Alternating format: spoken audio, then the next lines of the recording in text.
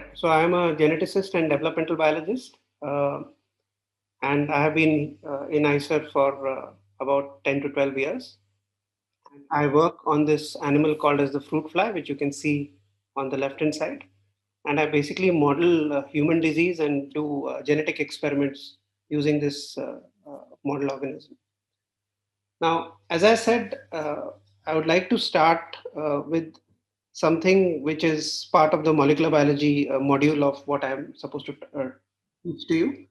And what I would like to start with is what is called as the central dogma of molecular biology.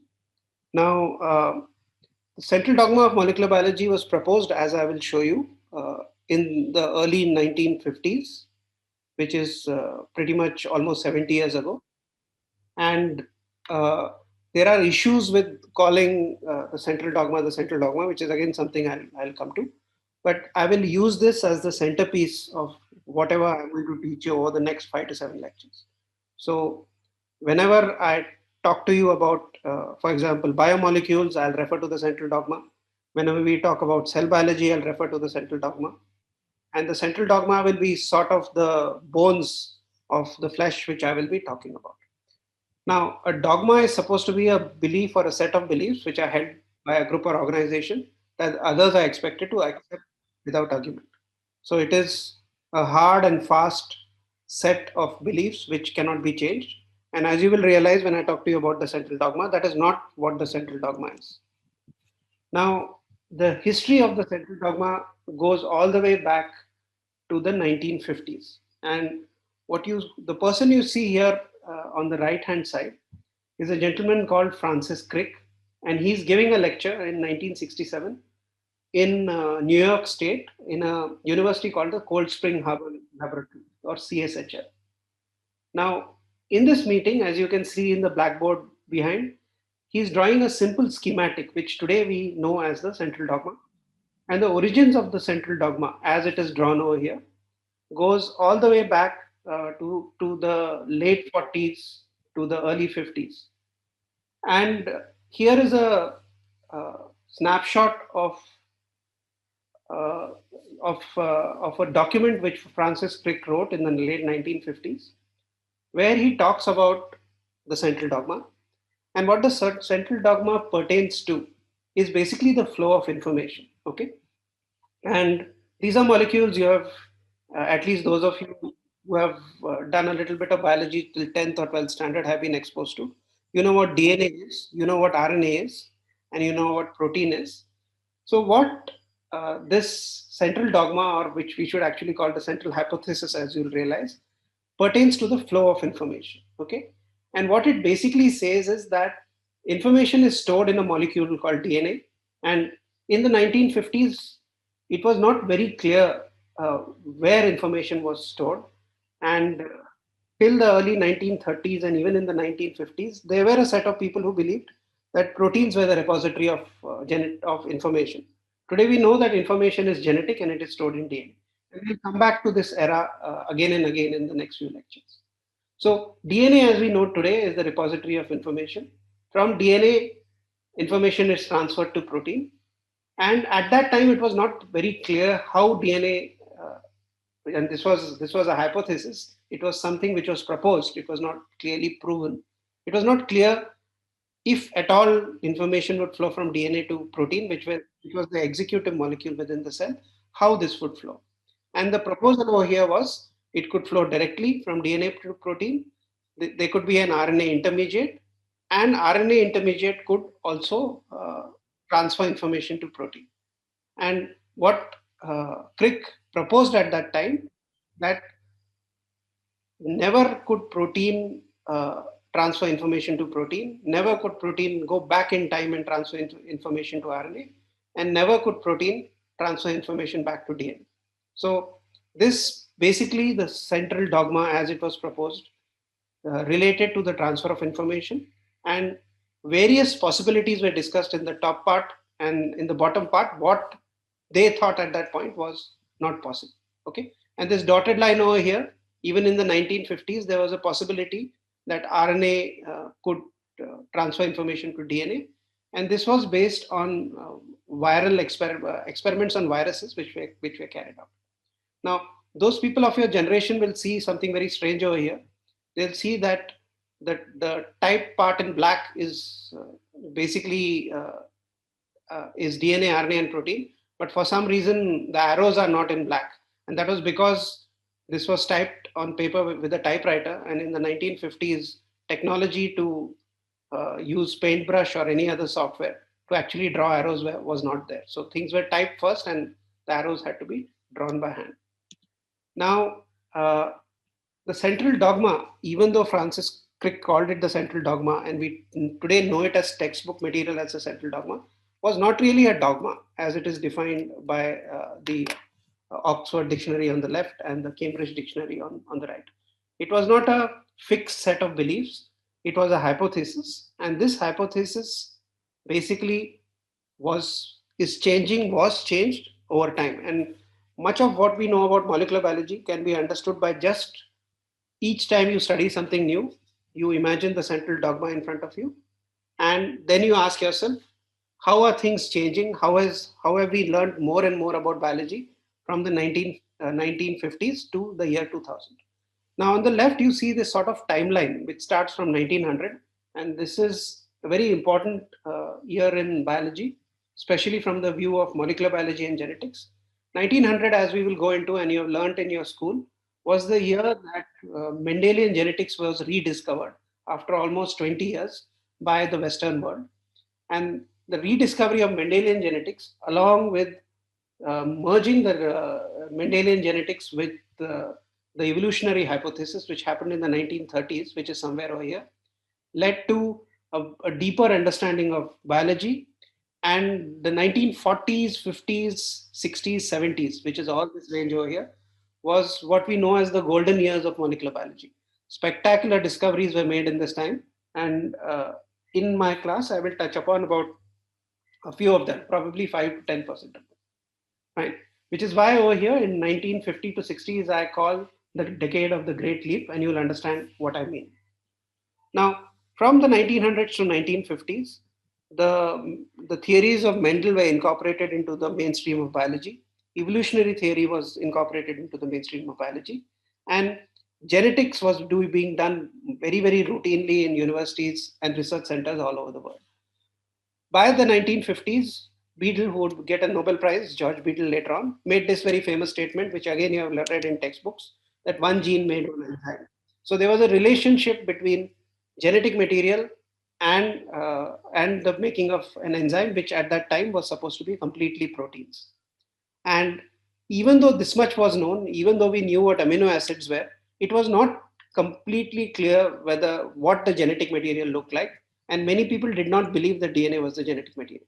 Though by the 1950s, especially when you'll see in this lecture from the 1950s to 1960s, this was something which was completely proven, and nobody went back to question that pretty much ever again. Now, as I said, the central theme of today's lecture is the central dogma. And this is the redrawing of the central dogma, which you saw in this old typewritten note in a more modern arrangement. Well, not really modern, but about 10 years later by Francis Crick in a review. And again, this redrawing, which is from 1958, talks about DNA, the flow of information from DNA to RNA, information flow from RNA to protein, and the possibility of information flow from DNA to protein. And the dotted lines were less possible events in terms of flow of information, and the unbroken arrows were the more probable events. There were questions being raised about DNA being uh, the repository of information where all the information was stored. And this would be something which would be underscored and deeply believed in the 1950s. It was not particularly clear that RNA was indeed an intermediate, and information from RNA came from DNA and was then translated into protein. But this was something which was, let's call it, an emerging idea, and people started to believe this. And the formation of protein itself, ribosomes had been discovered, and it was believed that these were potential protein factories. But proving all of this happened in the 1950s, 1960s. And you can read about this in an article which I'll upload, which talks about the 40 years under the central dogma. It's a review from the late 1980s. The year is kind of wrong over here. Now, a very interesting set of events were happening in the 1940s, 50s, and 60s, including the definition of the central dogma, the understanding of DNA replication, the understanding of transcription, which is the formation of RNA from DNA, the understanding of translation, which is the formation of protein from RNA. And molecular biology was a very exciting thing in those times. And a group of friends led by George Gamow and Jim Watson, who's shown over here, decided to do something little strange. They decided to form a club. And the members of this club came from different countries, though many of them were based in the UK and the US. And these people were very excited about all the events, all the new information which was coming about molecular biology, and all the mysteries which surrounded molecular biology. So Gamow proposed that a group of people would form what would be called as the RNA tie club, and each member would be given a code name which was basically related to an amino acid. And they knew that amino acids were strung together to make polypeptides. This was pretty much well defined by the 1950s. But the clear mechanistic link between DNA and RNA was not very clear. So George Gamow and Jim Watson got together. They started meeting like-minded people like Alex Rich, Leslie Orgel over here, and and remember, the members of this club did not all stay in a single location. They were from different places. They would write letters to each other, meet each other in meetings, and discuss the latest which was happening in biology, in molecular biology at that time. And Gamow basically made these ties for everybody, and each member, and these are the members of the club shown over here, got a tie designation, and which was basically an amino acid. And there were 20 members, and as you know, there are 20 amino acids. So each member got basically an amino acid designation with a tie of tie of different colors. Now, when you look at these names, which are members of the RNA tie club, you would realize that many of them are very famous scientists, and these are names you should know about. So, for example, Alexander Rich went on to do very interesting things with DNA structure and with collagen structure. Erwin Chargaff, I hope some of you have heard about. He basically found the equivalence of ratios between AT and GC nucleotides. Jim Watson and Francis Crick, of course, we'll talk about. Many of you have heard of Richard Feynman, who was at Caltech. And Sidney Brenner is somebody you will hear about. Melvin Calvin also. So many of these went forward to become Nobel laureates, right? So this was a set of very smart people who were communicating with each other and who were basically involved in trying to understand the wonders of what was coming out of of many experimental labs in the 1940s, 50s, and 60s. Okay. Now, Isaac Newton has famously said in a letter in 1675 to Robert Hooke that if I have seen further, it is by standing on the shoulders of giants. And these people became giants of their fields. And in order to become giants, they depended on work done by other giants, so as to speak, in the 1920s, in the 1930s. And we can go all the way back to the theory of evolution. We can go back to Mendelian genetics. So much of progress in science is basically done by breakthroughs which are made in earlier generations. And these very famous people depended on researchers before them, and researchers today depend on the science done by these people. Now, George Gamow himself was a very interesting chap. And if you look over here, you'll realize that George Gamow was actually a physicist. He was actually a cosmologist, and he was the student of Niels Bohr. And you'll also notice that not everybody over here is a biologist. There are many chemists, because biochemistry in those days was the purview of the chemist, if not only the biologist. You'll notice that there is a theoretical chemist, for example, Leslie Orgel. Delbruck was a theoretical physicist who went completely and totally into molecular biology, especially uh, phages, bacteriophages. You'll see odd physicist over here, and you'll also see theoretical people who do math, who are mathematicians. Now, Gamow particularly is somebody I will focus on for a few minutes, though each one of these people is interesting, because Gamow, in spite of being a cosmologist and working in the area related to the origin of the universe, especially the Big Bang, uh, also had a broad interest in science and generally did all kinds of interesting things apart from just working on cosmology. Gamow was also known today amongst the physicists for his very famous paper, which related to the Big Bang, called The Origin of Chemical Elements, which is called as the alpha beta gamma paper. And the reason it's called the alpha beta gamma paper is because it, of course, is a very interesting breakthrough paper, but it also had as its authors alpha, Bethe, and Gamow. So these were the three authors of the paper. And it turned out that when Gamow did this work, he did it with a graduate student who's alpha. And when the final draft of the paper was ready and he was sending it out to publication, he decided that the paper would look so much better if there was a beta in between alpha and gamma. And he basically added Hans Bethe as an author to this paper, even though Hans Bethe had not contributed at all to any of the work, just for fun. And this just for fun is another reason why you realize why George Gamow created this club called the RNA Tag Club. It was a means to bring fun into science, and it was also a means by which a group of very interesting people stayed in touch by writing letters, meeting each other in meetings, and forwarding the idea of molecular biology.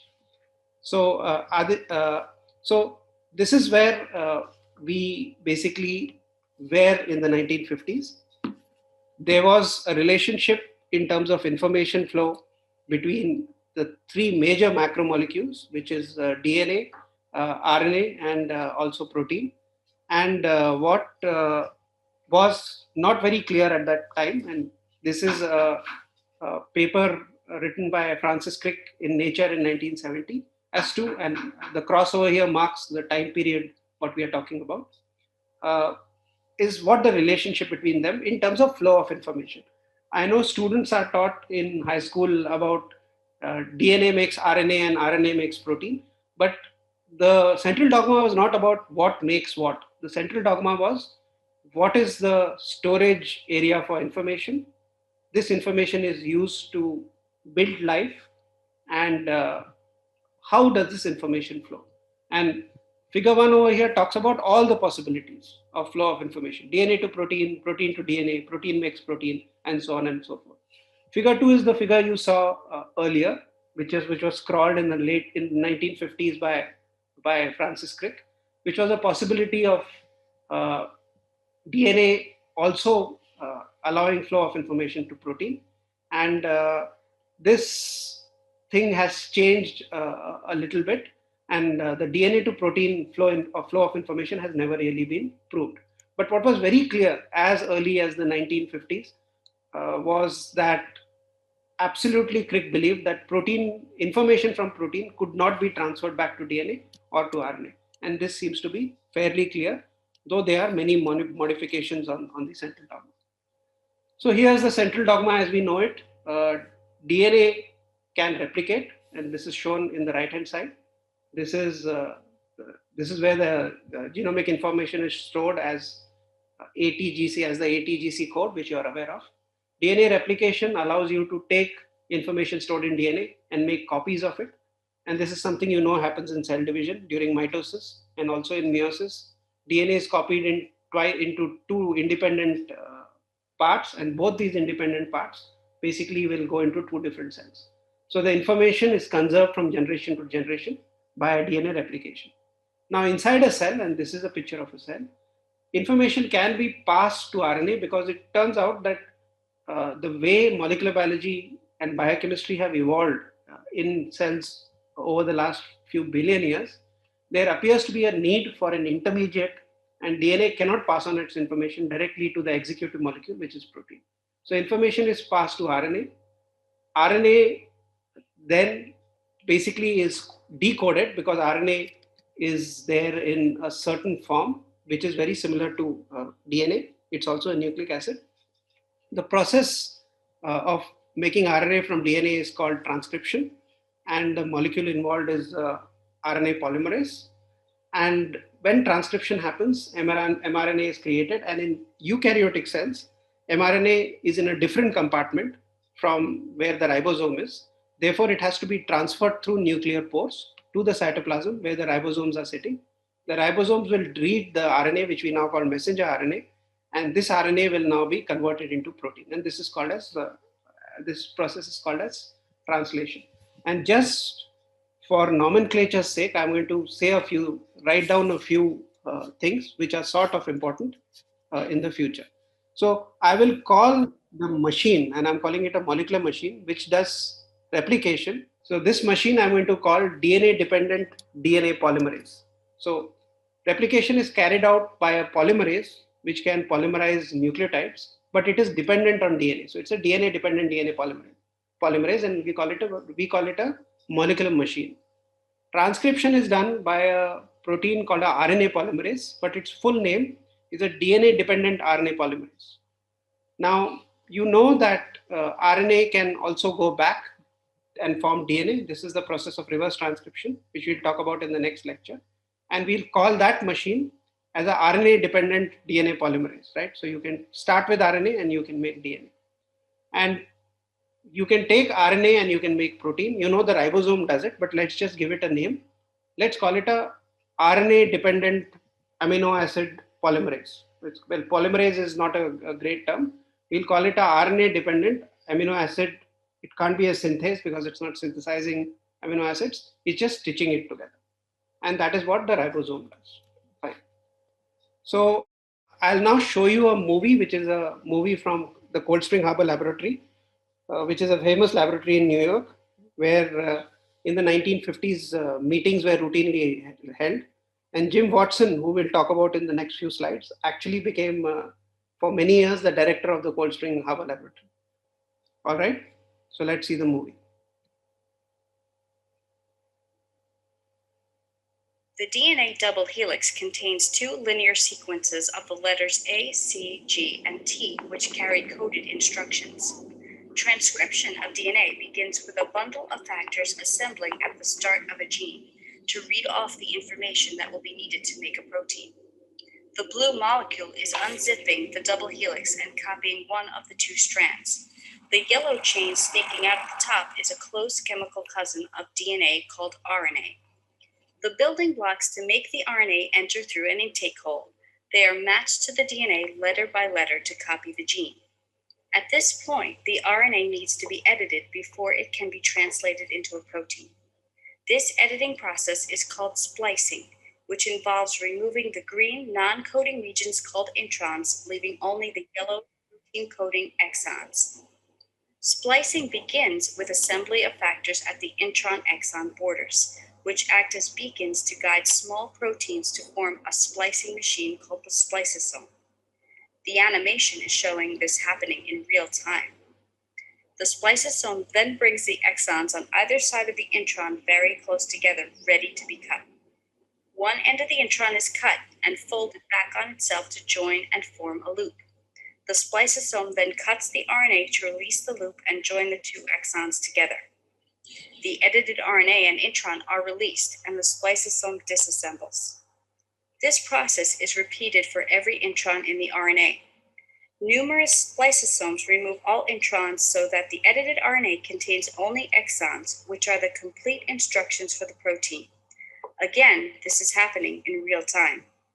When the RNA copy is complete, it snakes out into the outer part of the cell.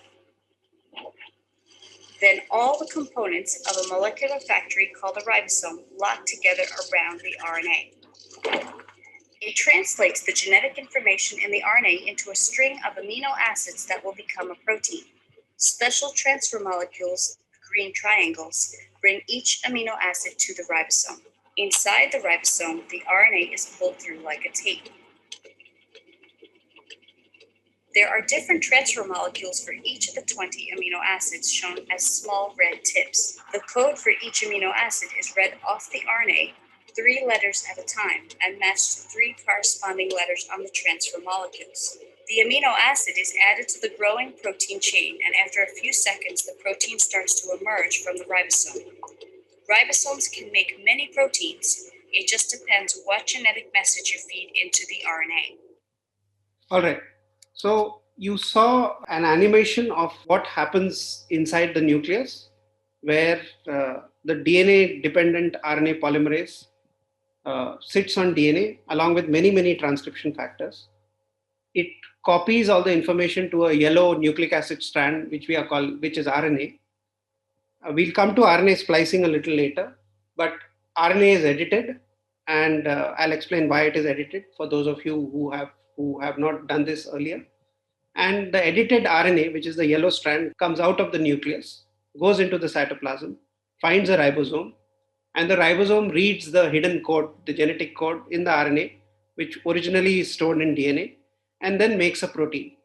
The protein, which is a linear sequence of amino acids, then folds, and then it has an executive role.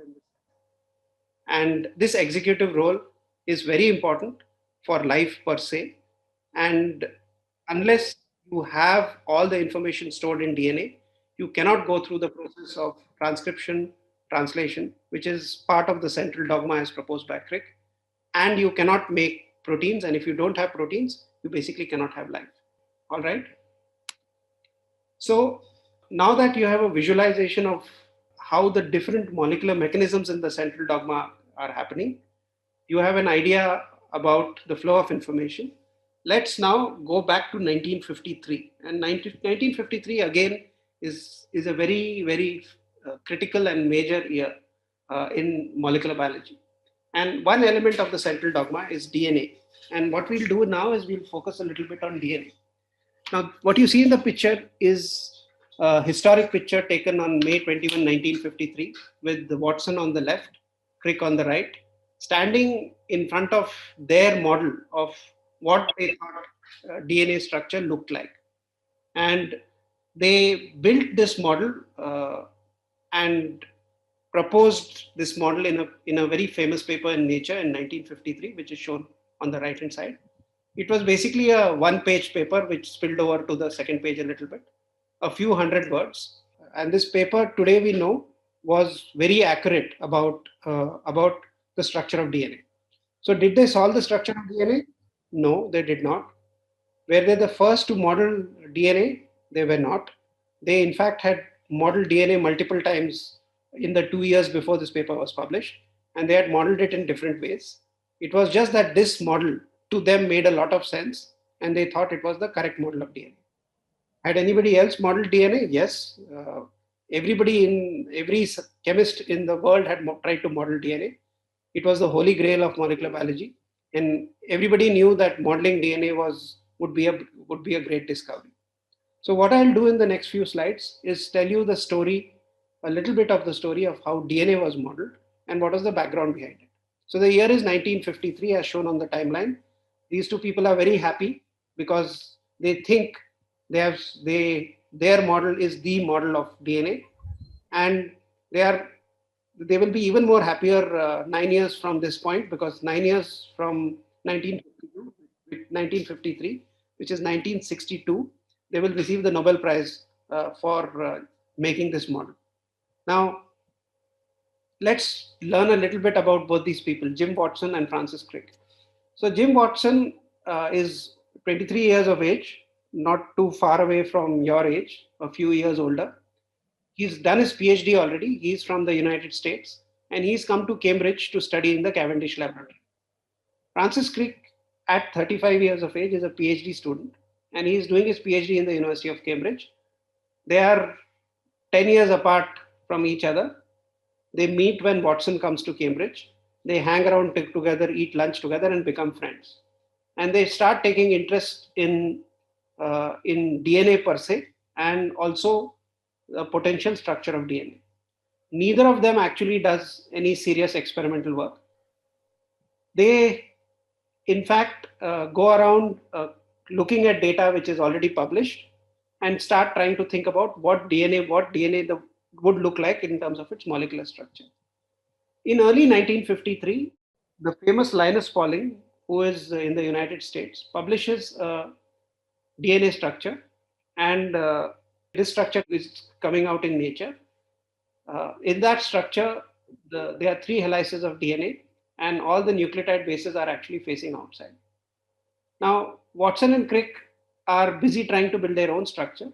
And what seems to be a very key point in their solution of the final structure is a visit to a nearby college called King's College in London, which is a few hours away from Cambridge. And there they meet Morris Wilkins, who is an experimentalist and who is doing an experiment which is called as fiber diffraction. And what fiber diffraction is, that you extract nucleic acid out from cells. Acid in water is very viscous, and if you put in a glass rod inside pure nucleic acid in solution, you can actually wind it out, just like you can wind out a rope. And what experimentalists in King's College are doing is they are pointing X-rays at this fiber and getting what are known as fiber diffraction patterns, something I will show you in the next class. And amongst the people working in King's College is a scientist called Rosalind Franklin. And Rosalind Franklin has very good experimental skills. And early in 1953, when Crick visits Morris Wilkins, who is a friend of his, Morris Wilkins shows him the data collected by Rosalind Franklin. And that data is the cleanest fiber diffraction data which Crick has seen in the last 3 to 4 years. Because it is a very clean picture, immediately some things become obvious about the structure of DNA. And Crick goes back and sits down with Watson and says that based on this picture, these are certain restraints and constraints which have to be in DNA. And using that as the key breakthrough, and please remember that that is not the only reason. There are many other pieces of data out there, and both Watson and Crick have been busy using these. They have been trying to model DNA for a significant amount of time, but that seems to give them additional insight, and they build a model of DNA within 3 months, and they publish it by, I think, May or June, around that time in Nature. Now, this structure has certain key features, which I will not describe very clearly. Uh, Very obviously, the the there are two strands which are anti-parallel, which most of you know by now. Uh, the phosphate bonds are connecting the nucleotides together. I'll show you pictures of nucleotides in a few slides. And they basically use Chargaff's information to connect how AT and GC are hydrogen bonded together. Again, I'll show you this later. And very obviously, data collected by Rosalind Franklin and previously published data becomes fairly important for their discovery. So this is the paper on 25th April 1953 in Nature, and this is a schematic on the right-hand side showing the anti-parallel strands, 5 prime to 3 prime and 3 prime to 5 prime. Again, these are concepts I'll tell you for those of you who are not aware of them. And these strands which you see over here, these are basically the bases which are forming hydrogen bonds. So this is a simplistic representation of the double helix, which we know fairly well. And this is how their paper starts. We wish to suggest a structure for the salt of deoxyribose nucleic acid, DNA. This structure has novel features which are of considerable biological interest. And they basically rebut the Pauling and Corey structure, which has just come out 2 months ago in Nature, and they say that is completely wrong. And the next 10 years, especially data collected by crystallography, not just on fiber diffraction, but also on actual crystals of DNA, confirms that this form of DNA, which we now today know as the B form of DNA, is actually an accurate model of what will be confirmed later as the correct model of DNA. Now, many scientists forget that the 1953 issue of Nature, which is the April 1953 issue, contains not one paper but three papers, three very important papers. The first paper is the easiest to read, it is the shortest, and it very clearly and simply spells out what the model of DNA is. Also in the paper, immediately following the Watson-Crick paper is the Wilkins-Stokes paper, which also talks about the molecular structure of DNA, and which is followed by Rosalind Franklin's paper, which actually shows the fiber diffraction image, which has become very very famous. So it is these three papers together which form the central tenet of DNA structure, with the model proposed by Watson and Crick, which stands to this day, data collected by Rosalind Franklin, and also other data collected by Maurice Wilkins. Now, on the left is a cell, and shown in orange is the nucleus. And as you know, the nucleus contains many, many chromosomes. And these chromosomes, when you unwind them, will basically have a single strand of DNA, a single strand of double-stranded DNA, with two strands running anti-parallel to each other and connected by hydrogen bonding, which is shown over here. Now, there is a lot of DNA in cells. Chromosomal DNA in mammals have about 10 raised to 9 base pairs, which is a lot of zeros followed by 1. Plants have even more DNA in the nucleus, 10 raised to 11 base pairs. Mitochondrial DNA is smaller. They are about 10 raised to 3 to 10 raised to 4 base pairs. And chloroplast DNA is also not very long. It's about 10 raised to 3. And this is the central repository of all information. And this information is transcribed and translated to make proteins. And it is the proteins which do much of the work inside the cell. For those of you who haven't seen the unit of DNA, it's basically a nucleotide. It contains a base in green over here, sugar in blue, and the phosphate group. And the connectivity between the phosphate groups with A, T, G, and C, which is the three nucleotide triphosphates, ATP, GTP, CTP, and DTP, is basically what makes up a strand of DNA.